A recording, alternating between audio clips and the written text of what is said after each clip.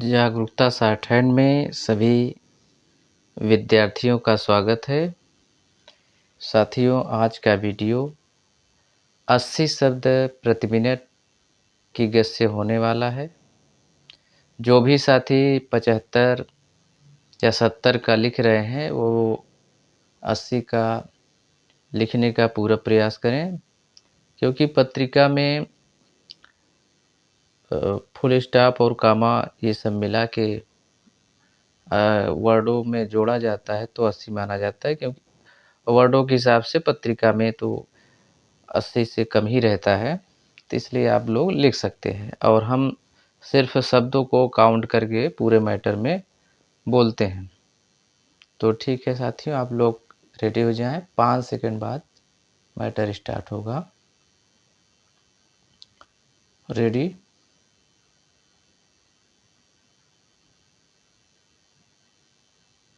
Start.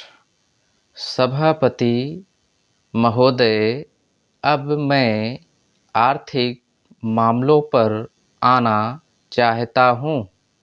मैं अधिक समय नहीं लूँगा। इस बात को सभी स्वीकार करेंगे कि तीव्र गति से हमारी आर्थिक प्रगति हो, इसका प्रबंध किया जाना चाहिए। इसके लिए ऐसा वातावरण बनाने की आवश्यकता है जिससे उत्पादन बढ़ सके, वितरण में समानता आ सके और उपभोग में संयम से काम लिया जा सके। हर बजट को और हर कर प्रस्ताव को इसी कसौटी पर कसा जाएगा, यथा क्या उससे उत्पादन बढ़ता है, क्या वितरण में समानता आती है, और तीसरी बात यह कि क्या हम देश में ऐसा वातावरण बना सकते हैं कि लोग जितना कमाते हैं उतना खर्च ना करें, उसमें से बचाएं और उसे राष्ट्र की समृद्धि में लगाएं। अगर इस कसौटी पर सरकार की आर्थिक नीतियां कसी जाएं तो मुझे लगता है कि उनमें पर्याप्त सुधार की गुंजाइश है। पैरा, मैं वित्त मंत्री की कठिनाई को समझ सकता हूँ। विकास की आवश्यकता अधिक धन की मांग करती है। राज्य सरकारें अधिक कर लगाने के लिए तैयार नहीं हैं।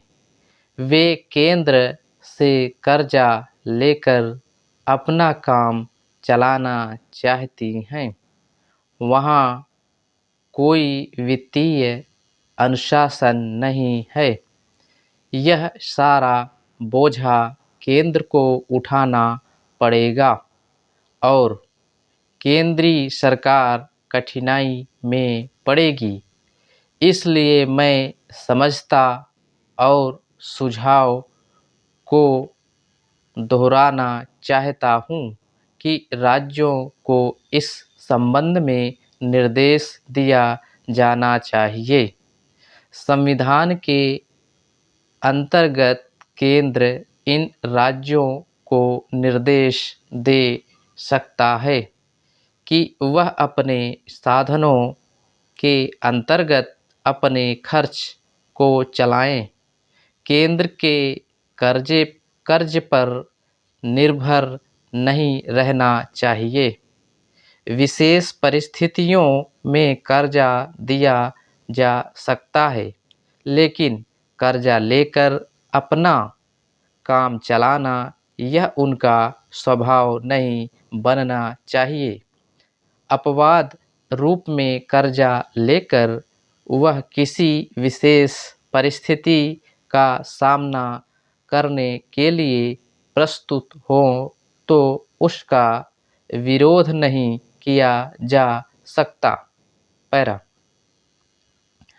दूसरी बात यह है कि देश में सादगी और संपत्ति को उड़ाने के बजाय उसे उत्पादक कार्यों में लगाने का वातावरण बनाना चाहिए।